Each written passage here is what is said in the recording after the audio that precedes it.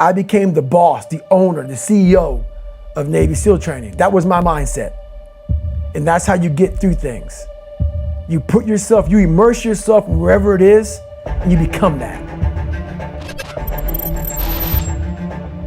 Do you think the biggest battle in all of this is blocking out what everyone else thinks about you? Yes. Most of us fail in life because we're afraid of what everyone around you is thinking. That's 100% truth. So we live by the narrative of other people. When I first called a recruiter to be a Navy SEAL and I was 297 pounds, the first recruiter looked at me and said, "You're not gonna be able to make this, man." So what he was doing was he's projecting his energy on me. He knew he couldn't be a Navy SEAL. I had to stop giving a about people. That was the biggest thing. I had to stop caring what people thought about me. I realized that everybody's up.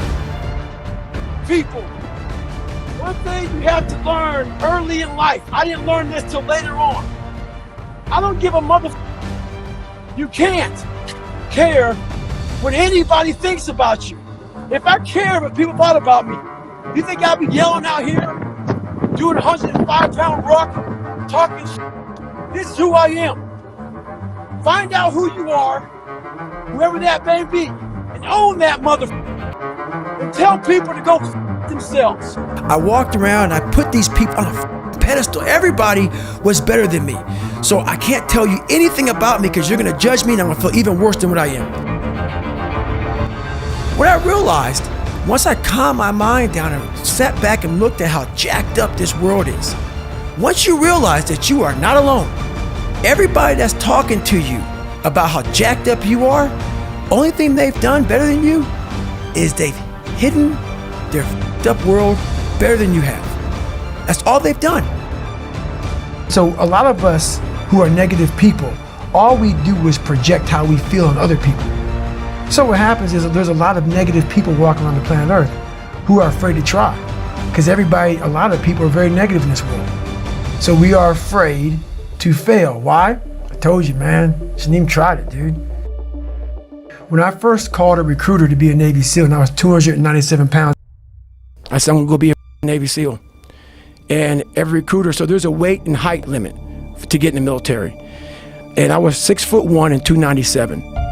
And I had prior service, which was a big deal. So I called all these recruiters up and all of them said, "Hey, how tall are you? Blah, blah, blah, blah." They got into conversation to see if I was even qualified. So God helped this black guy, because I was only the 36th African-American to make it through in over 70 years. How's this black fat guy gonna make it through in my He wasn't even willing to try. And by the time I got to my weight, phone would hang up pretty much like, "Hey, you know what, call somebody else, try to get in the reserves." So I tried to get in the reserves. And I called this guy named Steven Salgio, recruiter, up, and he said, "Hey, come on in." He saw me, put me through the weight standard, all this other stuff, and to get into the class I had to get into, I had to lose 106 pounds in less than 3 months. So I was like, "Dad, I can't do that." I grabbed my chocolate milkshake and went back to Ecolab. I'm going back to work, man. This is my life. So in this job, you're looking for cockroaches, looking for rodents and stuff like that. And this next morning or this next night, I went to work and I don't like cockroaches too much. I hit the mother load of cockroaches. And this restaurant got full of cockroaches and rodents and everything else. And I sat there and I said, "This is my life. This is it." And I said, "This ain't gonna be it for me." So in that restaurant, I quit my job, left my canister in that restaurant, my spray canister, got back in my Ecolab truck, and I went home. And I started working out like somebody. I became the most obsessed person on the planet Earth. I say "what if" a lot. It sounds corny and it sounds weak, but it's true. One of the recruiters said there's not many black Navy SEALs. Matter of fact, I was the 36th African-American SEAL in history. I was like, man, what story would it be if my fat, dumb, lying to be friends with people, insecure, can overcome this? And that what if mentality, like that dreamer mentality, just would always fuel me. It would just fuel me, man. What if I can be a SEAL, man? What if I can go from running a quarter of a mile, now I run 205 miles. What if I can go? What if I can go? And how would that feel? The mind wants to quit. The mind's tired. Why are you so crazy? Why are you so obsessed? So all that stuff drives the quitting mind, I call it. The mind's tired. The mind's deserving. The mind thinks it's very deserving. So yes, the biggest problem in this world is other people, not yourself. It's other people in your head. They are puppet mastering you pretty much on your life. Your brain is the most powerful weapon in the world. Once you put away your phones and your computers and all that we have nowadays, yeah, that's great. We're up to date. But your brain is the only thing you have when you're going through depression, when you're going through hard times, when you're going through death, real life. You can't Google that, man. You're alone. You're alone. You may have a shrink you're going to, you may have a best friend you're going to, but there's 24 hours in a day where you're alone in this brain, and your brain is talking to you in all kind of ways, and it wants to control you and pull you in these different pockets. If you can't control your own brain and your brain controls you, you got to tell your brain where you want to go and how you want to go and how you want to get there. You got to control it. If not, it's over. I cheated all through school, and it's kind of humbling to talk about my stories sometimes, and it's also embarrassing, but it's real. It's who the I am. It's what I am. It's what created me. And copy from the 4th grade to my junior year in high school on every assignment. And I wanted to get in the military. I wanted to join the Air Force, and the guy gave me an ASVAB test. It's like a watered down SAT, and I couldn't copy on it because the guy beside me had a test A, I had test B. The guy on my right had test C. So I looked to copy on this test and I couldn't copy on it, so I got like a 20. And my score was so horribly low that I had to retake it again. And he said, hey, I got like an 18 the second time, even worse. I need to get a 50 out of a 99. And so my mom and I, for a while, we lived in the government subsidized apartments, $7 a month, and also food stamps. And we slowly moved up to a $230 a month place. But at the time, we pretty poor. I went from this piece of kid who thought he was dumb, not successful, insecure, who stuttered when I first saw somebody, to a person who can now do all these things just because I now control my own mind. When you get to the point where you really don't care, You don't have to say. you're dangerous. You become very, very dangerous. I'm not saying don't care like, I don't care if I do that. No, when you don't care about other people and how they view you, about how you walk, how you talk, how you dress, where you want to go with your life. With my father, when I was 22, I believe I was, 22, 23, I had to go back and face him. Actually face him one-on-one. The crux of my problems wasn't anything to do with everything in life. It was to do with my father, because that's where it started. It started there. The origin of the story, it started there. So I went back to the start point and had to face where all this happened, where the mindset started. The mindset of, all this being beat for no reason and feeling like you're nothing and feeling like you gotta lie to gain friends. And my mind was developed, but it wasn't developing properly in that hell. You can't develop a mind in the hell I lived in. So what happened was, people blamed me back in the day. My God, you lied about this and you did that. Let me put your in that. Go, be born in that, man. Let me see how you come out.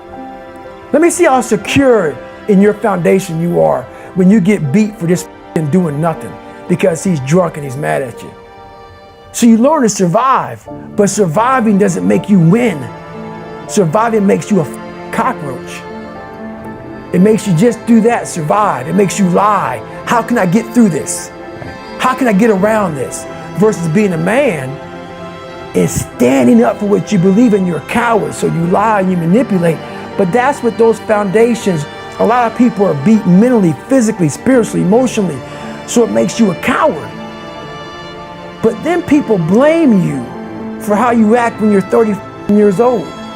They don't know where you come from. They don't know the hell you had to endure while your mind is the way it is now. So you have to go back and fix that. So when I went back there, I realized this guy, I had to look at my dad and forgive him without saying sorry. No one said sorry. I had to go back and say, why were you so nuts? And realize, oh, you never went back.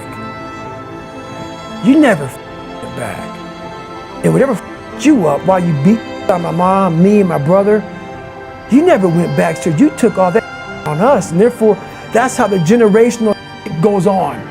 My dad was an alcoholic. My dad was a druggie. I'm a druggie. That's how it goes on. No one stops it. I stopped it. So that's what that caused me to do. I don't hate him. I had to let it go. It was over. That part of my life is over. I don't hate you. You're my father. I respect you for that. But I also know why you were the way you were. You have to understand the demon before you can fix it, man. Do you think you could go the other way and maybe become a bit cold if you don't care what anyone thinks? Your fiance, your kids, you know, they're not the people around, do you not care what they think? See, that's the thing about it. You have to have an understanding of what not caring means. If your fiance and your kids don't believe in you, you can't care what they think. That means you chose the wrong support staff. There has to be, so that's why a lot of people don't understand one another. Your support staff has to be like, if I want to go out and do whatever it is, my support staff is, my fiance. If she's like, you know what, I don't think that you should be doing that, I have to take it, why? So I can be open-minded. So why are you saying this? But if she's saying it because of her, that's not the right thing. Because I need backing to do what I'm going to do. Open-mindedness, I need support. There's all these things that are on TV, and we have all these news people judging people who up in life. And yeah, they made big mistakes. But that person who is judging you on TV, I guarantee you that news person is saying, I'm glad that my didn't come out. I know that about people. So if you want to sit back and judge how jacked up I was and how messed up my life was, Merry Christmas, go for it. Have a good time. But I'm smiling at you right now, knowing you have a secret that you're not willing to share. It gives you a lot of power when you're able to go on a podcast this big and say, hey, tell me, I'll tell you anything you want to know, because I no longer care. There's a lot of power in that. When you are willing to talk about how jacked up you are, the strength, that big rock that you carry, it just starts to come off you.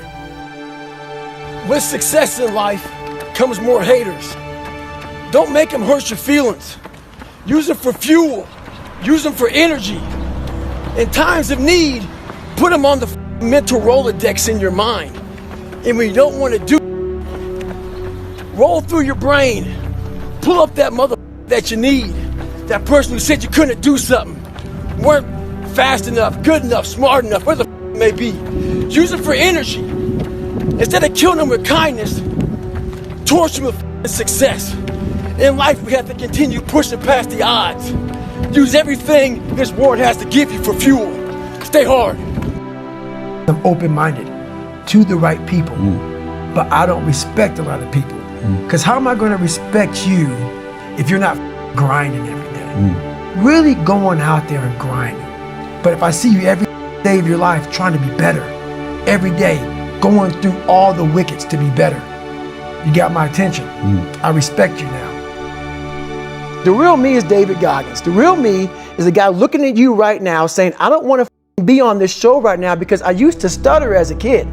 I'm afraid that here in a second, I'm going to start stammering and stuttering, and the whole world is going to know that I have all these issues. But that's when I see right now, okay, Goggins, you got to go on this show.